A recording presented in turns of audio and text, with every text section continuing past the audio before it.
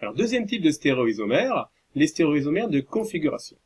Alors, il existe dans la nature des objets qui ne sont pas superposables à leur image dans un miroir. Voici des objets, voici leur image dans un miroir. Alors, si je prends un de ces objets-là, par exemple l'escargot, et que j'essaye de le superposer à son image dans le miroir, ça ne marche pas.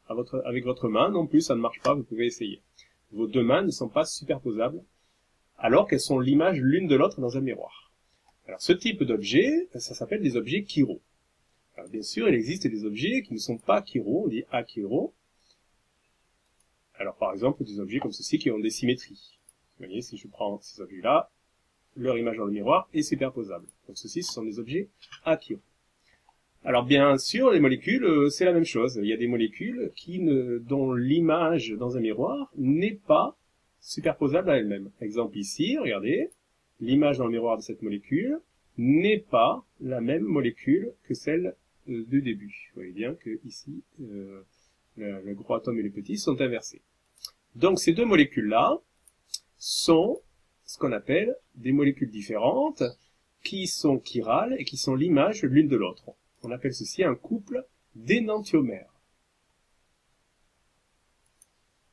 Alors, quand est-ce qu'une molécule va être chirale et donc va avoir un énantiomère?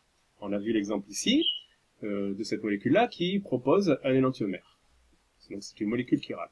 Cette molécule-là, voici son image dans un miroir, elle est chirale, ce n'est pas la molécule, on pourrait faire la démonstration. Ce n'est pas la même molécule, on pourrait en faire la démonstration. Alors que celle-ci, elle est achirale. Alors, comment le savoir? En terminale, c'est assez simple, en fait. On va voir qu'une molécule est chirale quand elle va posséder un carbone comme celui-ci, qui a une propriété assez particulière, c'est d'être lié à 4 groupes différents. Vous voyez, ce carbone-là, qui est marqué par une étoile, hein, il est lié à 4 groupes différents. Donc, ça, comme celui-ci d'ailleurs, hein, ce sont ce qu'on appelle des carbones asymétriques. Alors, dans la molécule du dessous, ici, on retrouve aussi un carbone asymétrique. Vous voyez, ici, les 4 groupes auxquels est lié le carbone sont différents. Alors que la molécule du bas, ce carbone-là est lié 2 fois au même groupe, qui est un hydrogène tout seul. Donc ça, ce n'est pas un carbone asymétrique.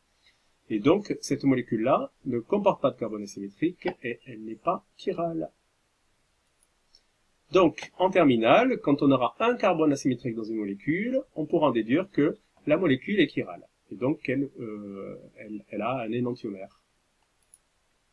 Dernière définition sur les énantiomères. Quand on a un mélange équitable de 2 énantiomères, alors on appelle ça un mélange racémique.